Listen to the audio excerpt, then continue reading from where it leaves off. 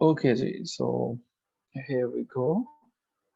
अच्छा जी, आज जो है हम समझने की कोशिश कर रहे हैं। सबसे पहले ग्रामर में हमें समझना है फ्रेज़ को। PHRAS फ्रेज़, ये आपके सामने लिखा गया फ्रेज़ जो होता है। अच्छा, जब भी वर्ड फ्रेज़ आपके सामने आता है ना, फ्रेज़ का मतलब है एक चीज़ ज़हन में आ जानी चाहिए जिसको हम कहते हैं ग्रुप। ठीक है जी?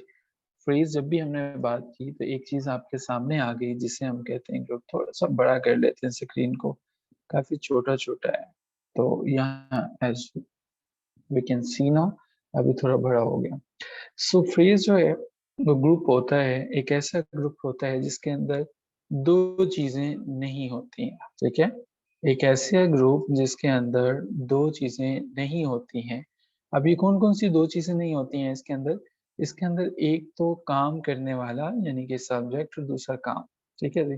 सो इसके अंदर क्या-क्या नहीं होता? 2 थिंग्स नहीं होती हैं, एक तो सब्जेक्ट नहीं होता और दूसरा इसके अंदर जो होता है वो वर्ब नहीं होता, ठीक है जी? तो अब जो है हम पहले मिसाल से पहले हम फ्रेज़ को डिस्कस कर लेते हैं, फिर इसको भी आंसर करते हैं। सो फ्रेज़ से हमें ये समझ में आया कि एक ऐसा ग्रुप ऑफ वर्ड जो है, जिसके अंदर जो है क्या नहीं होता, सब्जेक्ट या वर्ब नहीं है। तो अब जो है हम ऑलराइट। सो अब जो है फ्रेज़ का एक फ़िक्रा है, एक सेंटेंस है। मिसाल के तौर पर मैं आपसे ये कहता हूँ, ब्यूटीफुल होम। अब ये अल्फ़ाज़ का मजमूआ तो है, 3 वर्ड्स हैं वो कलेक्टिवली हमारे पास आ तो गए। अब हमें ये तो पता चल गया ब्यूटीफुल होम, बट ये जो ब्यूटीफुल होम है इसके अंदर 2 चीज़ें मिस हैं। वो बताएँगे आप कौन-कौन से जो हैं वो चीज़ें हैं? कौन-कौन सी 2 चीज़ें मिस हैं इसके अंदर? ये एक हमारे पास फ्रेज़ है जिसके अंदर ग्रुप ऑफ वर्ड्स है, लेकिन इसके अंदर 2 चीज़ें जो हैं वो मिस हैं। एक हमें ब्यूटीफुल होम जैसे हम बात करते हैं हमारे ज़हन में घर का तस्वुर तो आ जाता है, ये खूबसूरत घर है, लेकिन जो चीज़ मिस है वो क्या है?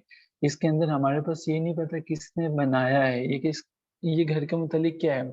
अच्छा, इस फ़िक्रे को अगर हम यहाँ से कॉपी करते हैं और नीचे अगर मैं लेके जाता हूँ, ये हमने यहाँ से इसको कॉपी किया और अगर मैं इसको नीचे जो है वो ले जाऊँ और यहाँ पे मैं ये लिख दूँ कि Imran built a beautiful home, ठीक है जी। अभी आपको ये पता चला कि इस फ़िक्रे की सेंस जो है वो मज़ीद आपको क्लियर हो गई, ठीक है? सो फ्रेज़ हमारे पास एक ग्रुप ऑफ रिलेटेड वर्ड्स जिसके अंदर जो है वो सब्जेक्ट और वर्ब नहीं होता है, ठीक है? अब ये हमने एक एक इसको समझ लिया। अब एक एग्ज़ाम्पल है, उस एग्ज़ाम्पल में से आपने आइडेंटिफ़ाई करना है बजाए इसके कि किसी और ने एक दफ़ा पेस्ट कर दिया तो मैंने क्या करना है, तो आपने अपना आंसर फाइंड आउट करना है बड़ी ऑनेस्टली। ये मैं लिखने लगा हूँ आपके सामने एक सेंटेंस, उसमें से फ्रेज़ को आपने निकालना है, ठीक है जी? मैं वन्स अगेन बता दूँ आपको कि एक सेंटेंस अभी आपके सामने मैं लिखने लगा हूँ। उस सेंटेंस में से मुझे फ्रेज़ आपने बताना है कि ये वाला जो है वो इसके अंदर फ्रेज़ है, क्लियर? अपनी एक्टिविटी को खुद से मॉनिटर कीजिएगा, आप अपने खुद ही मैनेजर हैं, आप अपने खुद ही टीचर हैं। ओके जी। सो अब हम जो है वो एग्ज़ाम्पल की तरफ चलते हैं। He is standing near A wall. अच्छा जी, इसमें मुझे फ्रेज़ बताना है आपने क्या है, कहाँ पे है। दूसरों के आंसर्स भी आ सकते हैं, लेकिन आपने अपना आंसर लिखना है। ठीक है जी? सो क्या है इसके अंदर जो है वो फ्रेज़ यस, सभी ने आंसर्स दे दिए इसके। हम देखते हैं कि कौन से ऐसे पार्टिसिपेंट्स हैं जिन्होंने नहीं लिखा। तो जिन्होंने नहीं लिखा, उनके लिए क्लैपिंग मेरी तरफ से भी और आप महसूस कीजिए हमने बहुत ज़्यादा क्लैपिंग की है। हम नाम नहीं लेंगे किसी का, लेकिन लिख लीजिए अच्छा होता है। ओके जी, अब हम आगे बढ़ते हैं। The part of above sentence, इसमें हमारे पास नियर ए वॉल एक फ्रेज़ है। कॉन्सेप्ट को समझिए, ठीक है? कॉन्सेप्ट को समझिएगा वन्स अगेन। हम ना आसान से मुश्किल की तरफ बढ़ेंगे, थोड़ा-थोड़ा मुश्किल की तरफ चले जाएँगे और ये चीज़ें अगर आज के सेशन में ढंग से समझ आ गई, तो डेफ़िनिटली ग्रामर का कोई पोर्शन मुश्किल रहेगा नहीं। ठीक है जी? The part of above sentence में नियर अ वॉल आ गया हमारे पास जो है वो क्यों, इसकी वजह क्या है? इसके अंदर सब्जेक्ट नहीं है और वर्ब नहीं है, ठीक है? और जब किसी भी फ़िक्रे के अंदर याद रखिएगा, सब्जेक्ट नहीं होगा और वर्ब नहीं होगा, 2 चीज़ें नहीं होगी, वो क्या नहीं बताएगा? उसमें हमें कंप्लीट मीनिंग समझ में नहीं आएगा। ठीक है जी। जब कंप्लीट मीनिंग समझ में नहीं आएगा तो उसको हम कहेंगे फ्रेज। ठीक है जी। उसको हमने फ्रेज के नाम से जो है वो जाना। अब हमें फ्रेज समझ में आ गया। अब हम आगे चलते हैं।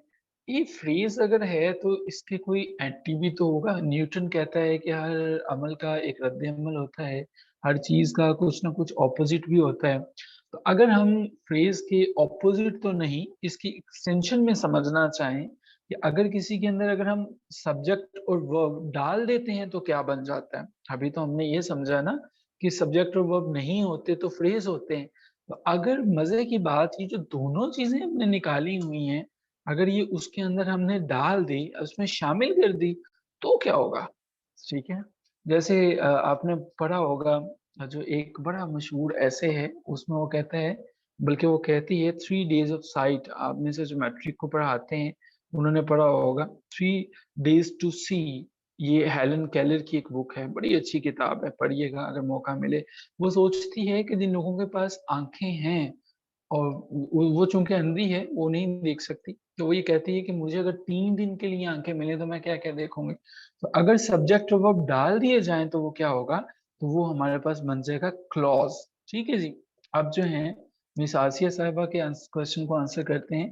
हमारे पास हमने ये समझा क्लॉज होता क्या है, प्रॉपर डेफिनेशन इसकी जो है वो भी समझ लेते हैं।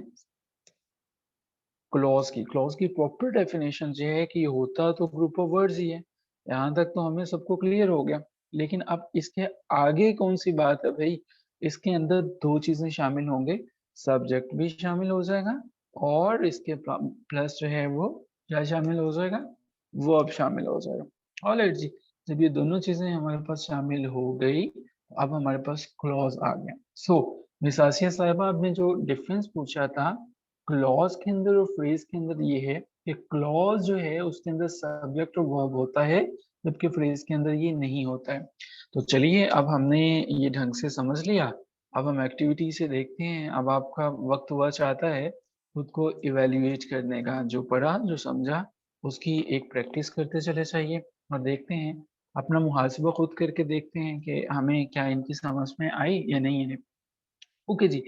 इसमें आपने मुझे ये बताइएगा, इसमें से आप ये क्या है, पहले तो आप ये बताएंगे कि क्या ये क्लॉज है या फ्रेज है। He is laughing at a joker। वो एक मसखरे पे हंस रहा है। ठीक है। क्या ये क्लॉज है या फ्रेज है।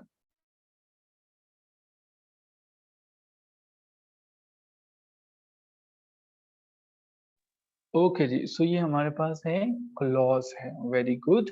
और हमें कैसे पता चला ये क्लॉज है, क्योंकि इसके अंदर हमारे पास दो चीजें हैं। ठीक है। वो क्या है, सब्जेक्ट है और वर्ब है।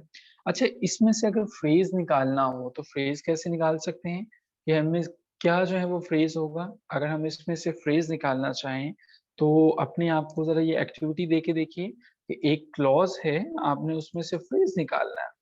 सो आप कैसे जो है वो फ्रेज निकाल सकते हैं। फ्रेज क्या होगा, फ्रेज इसके अंदर से निकालिए। Okay, very good, that's very good. So आपको पहली जो है वो क्लॉज और फ्रेज की समझ आई, लेकिन हम कुछ और भी एग्जांपल्स देखेंगे। She is making tea for the guest. अच्छा, ये हमेशा शी ही बनाती हैं गेस्ट के लिए जो है ना। सो ये शी साहिबा की बड़ी मेहरबानी है कि वो हमेशा चाय बनाती रहती हैं। So she is making tea for the guest. Okay ji. So अब मुझे ये बताएं कि पहले तो ये क्या क्लॉज है या ये फ्रेज है। क्लॉज फ्रेज क्या है, ये दोनों में से जो है वो, ये क्लॉज है। ठीक है। मिस अनम साहिबा ने बड़ा मुख्तसर सा सी लिखा है, तो क्लॉज जो है। ठीक है जी। अब हमें ये पता चल गया। और अगर आप फ्रेज भी इसमें से निकाल दें तो आसानी हो जाएगी, समझ में आ जाएगा। For the guest. Okay, very good, that's very good. Okay, last इस पे हम बात करेंगे और फिर हम आगे चलेंगे। The boy in the shirt is my brother. Okay ji. So अब हम इसको क्लॉज फ्रेज पहले बता दीजिए और फिर इसके अंदर से क्लॉज जो है वो निकाल लेते हैं कि सॉरी फ्रेज निकाल लेते हैं कि फ्रेज कौन सा है। जी, ये हमारे पास जो है वो the boy in the shirt is my brother. तो लेकिन इसके अंदर जो है वो अगर हमें फ्रेज निकालना चाहते हैं कि फ्रेज कहाँ पे है, सो फ्रेज को लोकेट कीजिए, अपना मुहासबा कीजिए, खुद को देखिए कि क्या आपको पता चल रहा है कि क्या है इसमें, कहाँ तक जो है वो आपको समझ में आया। कुछ इसको इवेल्युएट करें खुद को, आप जो है वो इसको देखने की कोशिश कीजिए। Very good. जी, अब हमें ये समझ में आ गया फ्रेज और क्लॉज के थोड़े से कंफ्यूजिंग कनेक्शन के बाद। अब हम थोड़ा सा आगे बढ़ेंगे। आगे बढ़ने से पहले जो है वो मुझे ये बताइए कि आप क्या समझते हैं, हमने फ्रेज को समझ लिया, क्लॉज को समझ लिया, क्या एक सेंटेंस के अंदर लाजमी है कि सिर्फ, ये मैं पेस्ट कर देता हूँ, अगर कोई नोट करना चाहे कॉपी करना चाहे तो कर सकते हैं। मेरा क्वेश्चन ये है कि अगर हमारे पास फॉर एग्जांपल एक ही सेंटेंस है, तो क्या एक सेंटेंस के अंदर वन फ्रेज ही हो सकती है या एक से ज्यादा फ्रेजेस भी हो सकती हैं? वन फ्रेज ही हो सकती हैं, एक से ज्यादा फ्रेज भी हो सकती हैं, that is a question. One phrase या इसके अंदर टू फ्रेजेस भी हो सकती हैं, ठीक है, ज्यादा भी हो सकती हैं, मोर देन वन भी हो सकती हैं, ठीक है। अच्छा, अब इसमें आपने मुझे बताना है, अब हम करने लगे हैं ज्यादा फ्रेजेस को देखते हैं। तो आप मुझे बताइएगा कि ये क्या सिंगल फ्रेज है, मल्टीपल फ्रेजेस हैं, कितनी फ्रेजेस हैं इस सेंटेंस के अंदर जो है, the boy in the ways shirt behaves in a strange way। अच्छा जी, इसमें जरा फाइंड आउट कीजिए, थोड़ा सा जहन लगाइएगा। The boy in the red shirt behaves in a strange वे, तो इसके अंदर हमारे पास फ्रेजेस कितने हैं? The boy in the red shirt behaves in a strange way, red shirt हमारे पास जो है वो पहला है और दूसरा हमारे पास स्ट्रेंज वे है, ठीक है जी। हमें इसके अंदर जो है वो पता चलता है कि अब हमारे पास जो है इसमें मल्टीपल फ्रेजेस जो हैं वो हमारे पास जो है वो भी हो सकते हैं। तो हम आगे बढ़ने से पहले ये मेक इट श्योर कर रहे हैं कि हमें फ्रेज का, हमें क्लॉज का पता चल गया और हमें मल्टीपल जो है वो इनका भी पता चल गया, ठीक है जी। सो अब हम जो हैं फ्रेज को, अच्छा ये जो फ्रेज होती है ना, ये नाउन के तौर पर भी काम कर सकती है, एडवर्ब के तौर पर भी, एडजेक्टिव के तौर पर भी एक सेंटेंस के अंदर जो है वो, ठीक है। सो फ्रेज जो है एक ऐसा पार्ट ऑफ स्पीच है जो कि मल्टीपल फंक्शंस जो है वो परफॉर्म कर सकते हैं। मिसाल के तौर पर हम जो हैं,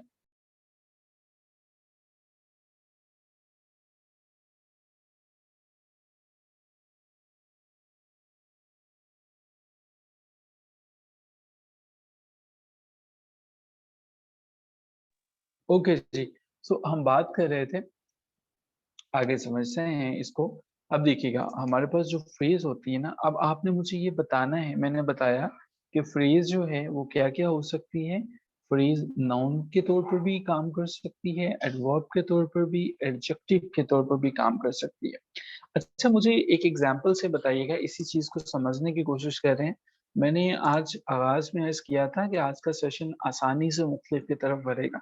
एक लम्हे के लिए आपकी अटेंशन क्लास से चाय की तरफ चले जाएगी, तो उसके बाद फिर जो है वो शायद सिलसिला बांधना वहां तो मुश्किल हो जाएगा। तो कोशिश कीजिए कि कुछ ज्यादा फोकस इधर आज कर लीजिए। अच्छा, फ्रेज में एक मैं सेंटेंस आपके सामने रखने लगा हूँ, और जो पहला सेंटेंस है हमारे सामने वो है, he is wearing a nice red shirt। Nice red shirt. अच्छा, इसमें आपने मुझे बताना है, बताना आपने मुझे ये है कि इसके अंदर जो फ्रेज है वो कहाँ पे है, और क्या वो फ्रेज ऑब्जेक्ट है। वैसे मुश्किल है, हम ये अभी चीज आगे चल के पढ़ेंगे भी, उसके बाद भी ये क्वेश्चन मैं करूंगा, लेकिन मैं आपसे पूछना ये चाह रहा हूँ ताकि आपको पता चल जाए कि क्या अभी आपको ये कॉन्सेप्ट क्लियर है या नहीं है। हम इसे समझेंगे, अभी समझते हैं। ही is wearing a nice red shirt, paper में सवाल अक्सर आता है। बताना ये है कि क्या इसके अंदर नाउन फ्रेज है, और अगर वो नाउन फ्रेज है तो क्या है, ऑब्जेक्ट है, सब्जेक्ट है, या वो क्या है, ठीक है। हम जो हैं वो इसको समझने की कोशिश करते हैं और फिर हम इस पे दोबारा वापस आएंगे। जब हम टाइप्स ऑफ फ्रेजेस को पढ़ लेंगे। इस एग्जाम्पल को अभी हम जो हैं यहाँ पे ही छोड़ रहे हैं और हम जो है वो वापस इसके ऊपर आएंगे। वेल जी, आगे बढ़ते हैं। आगे टाइप्स हैं, हर एक की, हर चीज की टाइप्स होती हैं, आपको पता है, ठीक है। और हमारे पास इसकी जो टाइप है वो सबसे पहली टाइप है नाउन फ्रेज। हम इसे समझेंगे नाउन फ्रेज। अच्छा, नाउन फ्रेज को समझने से पहले वंस अगेन जरा री कैप कीजिएगा, जरा सोचिएगा दोबारा से, नाउन क्या होता है। इसको जरा सोच लीजिए, अभी कुछ सेकंड्स में आपको दे रहा हूँ कि नाउन क्या होता है। अपने आप को डेफिनेशन एक दफा सुना लीजिए, बता दीजिए नाउन क्या होता है। नाउन होता क्या है, आपने बता दिया, मुझे उम्मीद है आपने समझा दिया होगा कि खुद को नाउन क्या होता है। आपने खुद को सुन लिया, ठीक है जी। नाउन क्या होता है मैं भी आपको एक दफा बता देता हूँ। नाउन हमारे पास जो है, जब डिफाइन करते हैं, जो आइडेंटिफाई करता है, नाउन अदर देन जो क्लास ऑफ पीपल को, प्लेस को, थिंग्स को बताता है हमारे पास। ये तो हो गया हमारे पास जो है वो नाउन हो गया। अब हमने फ्रेज को साथ में अटैच किया इसके साथ जो है वो, यानी कि नाउन फ्रेज अब हमने इसके साथ जो है वो अटैच किया। अच्छा, नाउन फ्रेज जो है एक ऐसा हमारे पास जो है वो फ्रेज है जिसके अंदर नाउन होता है और अदर रिलेटेड वर्ड्स जो होते हैं जो कि मॉडिफाई करते हैं नाउन को, ठीक है। It functions like a noun in a sentence, ठीक है। मिसाल से समझने की कोशिश कीजिएगा। समझाना ये चाह रहा हूँ कि नाउन फ्रेज जो होता है, इसके अंदर एक नाउन होता है और इसके अंदर अदर रिलेटेड वर्ड्स होते हैं जो कि मॉडिफाई कर रहे होते हैं। मिसाल के तौर पर अभी मैं आपके सामने जो है इसकी एग्जांपल भी रखता हूँ और इसको डिटेल से भी डिस्कस करते हैं। नाउन फ्रेज के अंदर पहले नंबर पे तो नाउन होगा, ये तो आपको पता चल गया। और नाउन जो है वो हमारे पास आएगा हेडवर्ड के तौर पर, ठीक है। ये आपके पास आया हेड वर्ड के तौर पर, कि नाउन फ्रेज के अंदर पहली चीज जो होगी वो नाउन होगा, ठीक है। थोड़ा मुश्किल कॉन्सेप्ट है, पर फोकस कीजिएगा। और दूसरा, इसके पास साथ कुछ ऐसे वर्ड्स होंगे, ऐसे वर्ड्स होंगे जिन्हें हम मॉडिफायर कहते हैं, ठीक है जी। मॉडिफायर कहते हैं, डिटर्मिनेंट्स कहते हैं, ठीक है, जो नाउन से पहले या बाद में आएंगे। सो जब ऐसे वर्ड्स हमारे पास होगा, एक ऐसा फ्रेज होगा, तो ये सारे का सारा नाउन फ्रेज के तौर पर जो है वो काम करेगा, ठीक है जी। अब हम इसको समझने की कोशिश करते हैं। वंस अगेन एक एग्जांपल जो है वो लेते हैं। हमें अब ये देखिएगा, ही is wearing a nice red shirt. अब इसके अंदर ये बताइएगा सबसे पहले कि आपके पास नाउन क्या है और ऑब्जेक्ट क्या है। नाउन क्या है और ऑब्जेक्ट क्या है। ये जो एग्जांपल है, ही is wearing a nice red shirt, इसके अंदर जो है वो देखिए कि आपके पास जो है वो इसकी ही क्या है और सॉरी सब्जेक्ट क्या है और आपके पास शर्ट क्या है, ये आपने बताना है।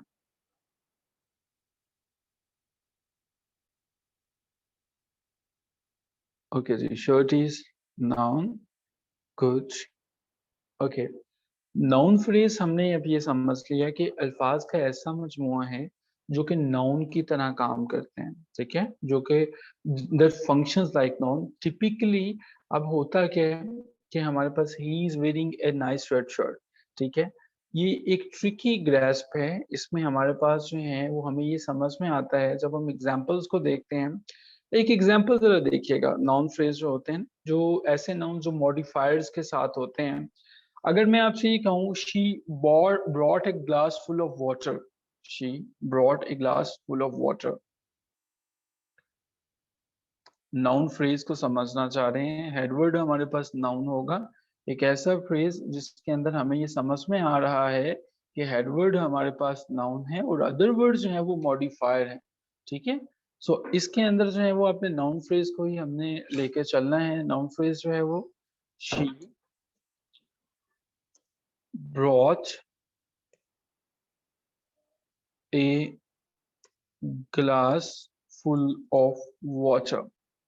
अच्छा जी, ये स्टेटमेंट जरा देख लीजिएगा, ये स्टेटमेंट देख लीजिएगा और इसके अंदर से आपने जो चीजें आइडेंटिफाई करनी है वो आपने ये बताना है कि इसके अंदर नाउन क्या है, ऑब्जेक्ट क्या है। दो चीजें आप हमें बताएंगे, नाउन क्या है और ऑब्जेक्ट क्या है। और इसका फॉर्मूला मैं यहाँ पे लिख रहा हूँ ताकि आपको आसानी से समझ में आ जाए। ये नाउन फ्रेज है। फॉर्मूला इसका ये होता है कि इसमें आपके पास पहले नंबर पे नाउन आ जाता है और इसके साथ जो है वो मॉडिफायर आ जाता है। ठीक है। सो पेपर के अंदर आपको जो क्वेश्चंस आते हैं या जिनको आपने जो है वो क्वेश्चंस को बताना होता है, वो ये बताना है ये कौन सा फ्रेज है।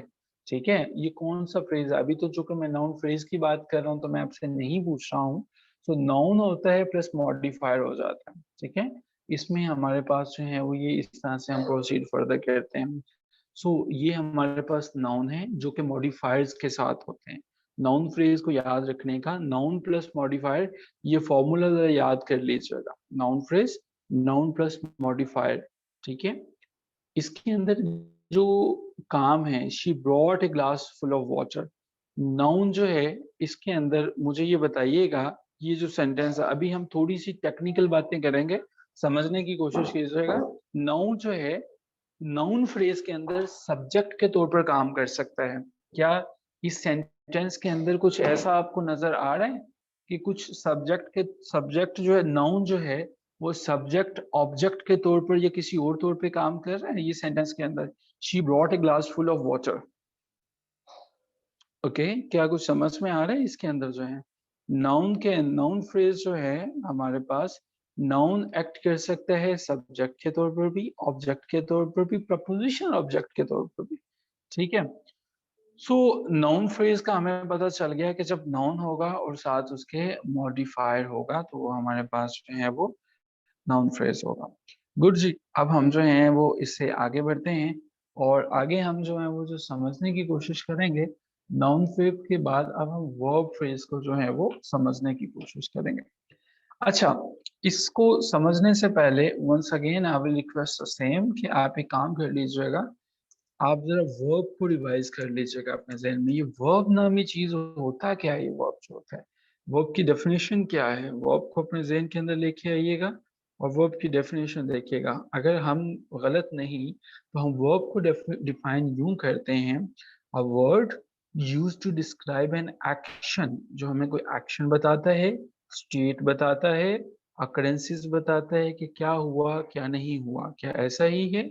एक वर्ड जो है, वर्ब है, हमें क्या बताता है? एक्शन, स्टेट और अकरेंसेस। लेकिन अब हमने एक स्टेप इससे आगे जाना है, अब हमने एक स्टेप इससे आगे बढ़ना है। What is that? अब हमें ये समझना है कि वर्ब फ्रेज क्या होती है। अब वर्ब तक तो हमें समझ में आ गया कि वर्ब क्या है। आगे जो है वो अब हम वर्ब फ्रेज को समझना चाह रहे हैं। इसको समझने से पहले वंस अगेन, जहां पे फ्रेज का लफ्ज आ जाएगा, फ्रेज का मतलब यही है कि कम्बिनेशन है, कम्बिनेशन ऑफ वर्ड्स है। ठीक है जी, कम्बिनेशन ऑफ वर्ड्स है। तो अब इसके अंदर जो है हमारे पास नाउन फ्रेज में तो कम्बिनेशन थी नाउन की, इसमें हमारे पास जो है वो कम्बिनेशन होगी वर्ब की प्लस एक्सिलरी वर्ब जो होते हैं, जिन्हें आप हेल्पिंग वर्ब कहते हो ना, उनकी जो है वो होगी। मिसाल से समझ में आ जाएगा आसानी से जो है वो। अच्छा जी, अब ये देखिएगा, एक फिक्रा है, she has finished her work. She has finished her work. अब ये स्टेटमेंट आपके सामने है। ठीक है, इसके अंदर से वर्ब फ्रेज को आइडेंटिफाई कीजिए, वर्ब फ्रेज को आइडेंटिफाई कीजिएगा। She has finished her work, she has finished her work. Verb phrase इसमें से आपने आइडेंटिफाई करना है। मैंने बताया वर्ब होगा और उसके साथ हेल्पिंग वर्ब होगा। ठीक है, यही चीजें आपसे पेपर में पूछी जाएंगी। आपको वर्ब फ्रेज को आइडेंटिफाई करना आना चाहिए, नाउन फ्रेज को, प्रपोजिशन फ्रेज को, जर्न फ्रेज को, यही चीजों को। वेल डन जी, आपने इसको आइडेंटिफाई कर लिया सक्सेसफुली। अब मुझे बताइएगा, he is teaching an apple, identify the verb phrase.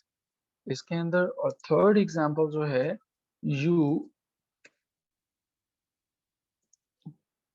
You should study for the exam. इसके अंदर आइडेंटिफाई कीजिए। अगर आप आइडेंटिफाई नहीं कर पाते हैं तो भी जरूर लिखिए ताकि पता चले कि आप कहाँ पे कर रहे हो। ठीक है, वर्ब फ्रेजेस को आइडेंटिफाई करना आना चाहिए। ठीक है जी। और लास्ट में हम जो है वो करते हैं एक आखिरी, she has been sleeping for 2 hours. Okay, ये लिख नहीं रहा, she has been sleeping for 2 hours. इसके अंदर जो है वो आइडेंटिफाई कीजिए कि कहाँ पे है. ओके,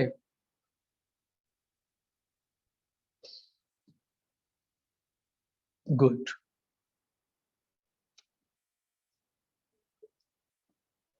ओके जी, ऑल राइट. हमें वर्ब फ्रेज को भी आइडेंटिफाई करने का पता चल गया कि वर्ब फ्रेज को हम कैसे आइडेंटिफाई करेंगे. सो दो टाइप्स हमें पता चल गई जिनको हम आइडेंटिफाई करना सीख चुके हैं. लेकिन अब जो तीसरी टाइप है प्रपोजिशनल फ्रेज है, इससे आगे बढ़ते हैं. प्रपोजिशनल फ्रेज पे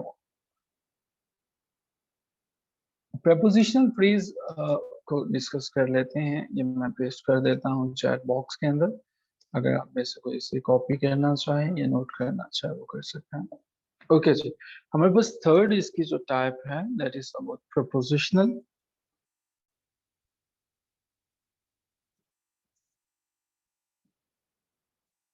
प्रपोजिशनल फ्रेज, प्रपोजिशनल फ्रेज एक चीज तो इसके अंदर तय है हमारे पास जो है वो प्रपोजिशन के अंदर डेफिनेटली प्रपोजिशन तो होगी, प्लस फॉर्मूले के मुताबिक कुछ और होगा. और वो क्या होगा, इसके अंदर जो है वो अब इसके साथ हमारे पास या तो शामिल होगा, इसके बाद नाउन शामिल होगा, या कुछ और शामिल होगा.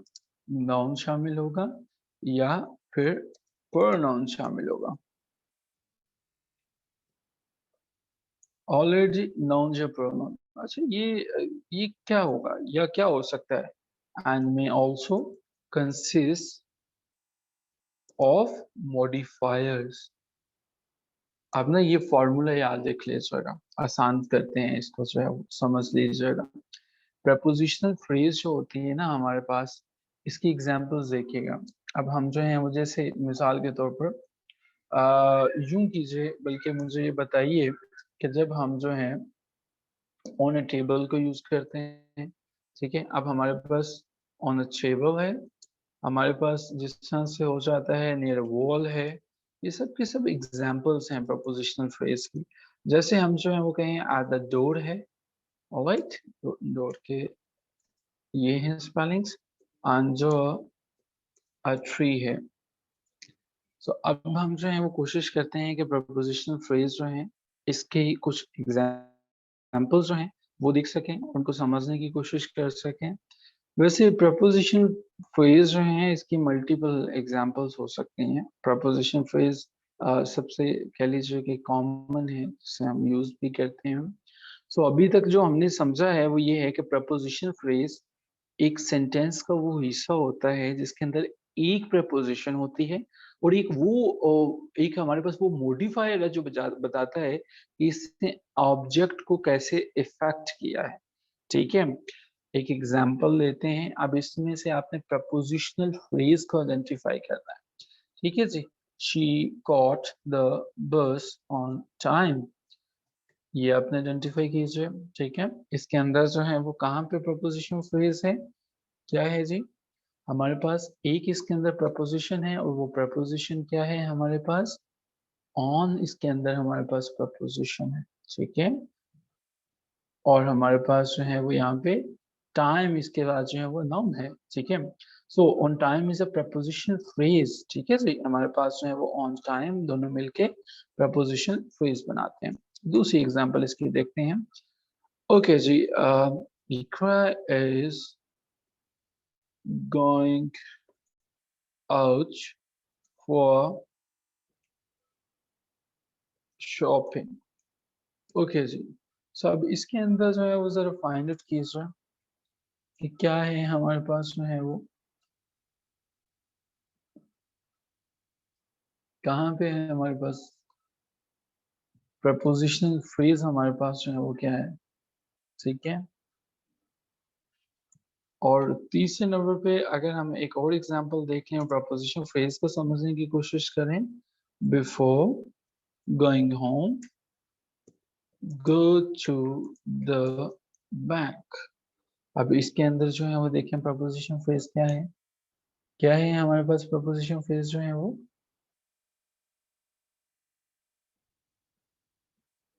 गुड।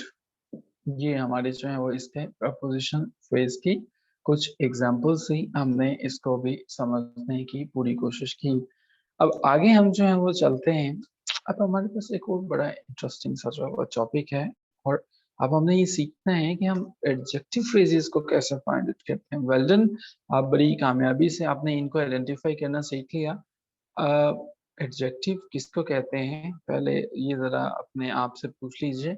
अगर आपको इस बारे में कोई रिस्पांस नहीं मिलता तो हमें बताइए, फिर हम आपको बताएंगे कि इसके बारे में क्या रिस्पांस है वो हो सकता है एडजेक्टिव के बारे में। सो एडजेक्टिव जो है, एडजेक्टिव क्या होते हैं हम ये जानते हैं। एडजेक्टिव की जब भी बात करते हैं कि एक ऐसा वर्ड होता है हमारे पास जिसने क्या करना होता है, naming N attribute of noun, जो कि हमारे पास जो होते हैं नाउन, जो हमें एट्रीब्यूट्स देता है ना, जो हमें बताता है एडजेक्टिव्स ऑफ द वर्ड, जो हमें क्वालिटीज को बताते हैं, states of beings of nouns के मुतालिक जो है वो बातें करते हैं। तो ये हम चीजें ऑलरेडी डिस्कस कर चुके हैं। अभी हम जो है वो एडजेक्टिव फ्रेज की बात करेंगे। अच्छा जी, एडजेक्टिव फ्रेज जो है वो वन सेकेंड में वही बात कहूंगा कि ये ग्रुप ऑफ वर्ड्स है। यहाँ तक तो सभी को पता चल गया कि ये ग्रुप ऑफ वर्ड्स है। अब इसमें नया क्या है, ठीक है। इसके जो फंक्शंस हैं कि वो ये हैं कि it works like an adjective in a sentence. So इसके अंदर एक तो एडजेक्टिव होता है, इसका जो फॉर्मूला है वो समझ लीजिएगा। एक एडजेक्टिव होता है, प्लस इसके साथ जो होता है एक मॉडिफायर होता है। वर्ड मॉडिफायर किसको करता है चेंज, नाउन को, या वो उसको करता है प्रोनाउन को। अच्छा जी, अब हमने ये दोनों चीजें देख ली। अब इसका क्या मतलब हुआ, देखिए अब आपने मुझे ये बताइएगा कि इस फिक्रे में कौन किसको मॉडिफाई कर रहा है। एग्जाम्पल फर्स्ट में आपने एडजेक्टिव फ्रेज को आइडेंटिफाई करना है, ही is wearing a nice red shirt. सोच लीजिए, इसमें देखिएगा कि कौन किसको मॉडिफाई कर रहा है। क्या कहीं कोई कलर किसी चीज को तो मॉडिफाई नहीं कर रहा, उसके मीनिंग्स को चेंज तो नहीं कर रहा, उसके मीनिंग्स को मॉडिफाई तो नहीं कर रहा। ठीक है, इस सेंटेंस के अंदर ही is wearing a nice red shirt, तो इसके अंदर कौन है जो कि मॉडिफायर का काम कर रहा है। ठीक है जी। सो एक एडजेक्टिव फ्रेज हमारे पास, बड़ी अहम बात कहने लगा हूँ, गौर से सुनेगा। एक एडजेक्टिव फ्रेज जो है वो फंक्शंस करता है एडजेक्टिव का, जो मॉडिफाई करता है, हमें किसी नाउन के बारे में बताता है या प्रोनाउन के बारे में बताता है एक सेंटेंस के अंदर से होता है। So he is wearing a nice red shirt, इसके अंदर जो है वो हमारे पास एडजेक्टिव फ्रेज कहाँ पे है, अगर आप देखें इसके अंदर जो है वो, तो आपको कहाँ पे जो है वो एडजेक्टिव फ्रेज नजर आता है, ही is wearing a nice red shirt. क्या कोई चीज ऐसी है जो शर्ट को मॉडिफाई कर रही है, जस्ट थिंक अबाउट इट। कुछ ऐसा है जो शर्ट को मॉडिफाई कर रहा है, यस, रेड शर्ट। ओके, अब जो है वो दूसरी एग्जांपल, ठीक है। दूसरी एग्जांपल जो है वो देखिएगा, the girl with brown hair is singing a song. अच्छा जी, अब इसके अंदर जो है वो देखिए, कौन सा ऐसा है, कौन सा ऐसा है, यहाँ पे हमारे पास word, the girl with brown hair is singing a song. ठीक है। सो कौन सी ऐसी चीज है जो यहाँ पे, very good very good very good, brown hair उसके जो है वो यहाँ पे इसको मॉडिफाई करें। एक तीसरी भी हम एग्जांपल देखते हैं, चीजें आसान हो जाएंगी समझना। Boy from Pakistan won the match. Okay जी, अब बॉय फ्रॉम पाकिस्तान, सो कहीं पे आपको क्या लगता है कि बॉय को जो है वो कौन मॉडिफाई कर रहा है। ठीक है, boy from Pakistan won the match. What do you feel in this sentence कि क्या बॉय यहाँ पे मॉडिफाई हो रहा है, boy from Pakistan, very good. तो ये हमारे पास जो है वो एडजेक्टिव फ्रेजेस थे, हमने इनको आज जो है वो सीखा कि एडजेक्टिव फ्रेजेस को हमने कैसे जो है वो फाइंड आउट करना है। तो एडजेक्टिव फ्रेजेस के मतलब ये आपके नोट्स पे भी जो है वो चीजें मौजूद हैं, जो आपके पास नोट्स हैं पीडीएफ फॉर्म में, उनको भी जरा देख लीजिएगा, ढंग से समझ में आ जाएगा कि क्या जो है वो सारी की सारी चीजें हम समझना चाह रहे हैं या करना चाह रहे हैं। आगे हम जो है वो बढ़ते हैं, और आगे बढ़ने से पहले हम जो है वो एडवर्ब फ्रेज को समझेंगे, बल्कि आगे एडवर्ब फ्रेज ही है। एडवर्ब फ्रेज, अच्छा जी, एडवर्ब क्या होता है? Once again group of words जो कि एडवर्ब के तौर पर काम करता है एक सेंटेंस में, लेकिन इसके अंदर क्या होता है, एडवर्ब में हमारे पास प्रपोजिशन, नाउन, वर्ब, मॉडिफायर हो सकते हैं, कुछ भी हो सकते हैं। मिसाल से समझते हैं, मिसाल दीजिएगा। ये है जी हमारे पास एग्जाम्पल है। अब हम एडवर्ब फ्रेजेस को समझ रहे हैं। अगर आपको डेफिनेशन एडवर्ब की नहीं याद है तो एक दफा फिर से रिकॉल कर लीजिए कि एडवर्ब क्या होते हैं। एडवर्ब को अगर हम डिफाइन करते हैं, एक ऐसा वर्ड, एक ऐसा फ्रेज जो मॉडिफाई करता है किसको, एडजेक्टिव्स को, वर्ब को, या दूसरे एडवर्ब्स को। याद है?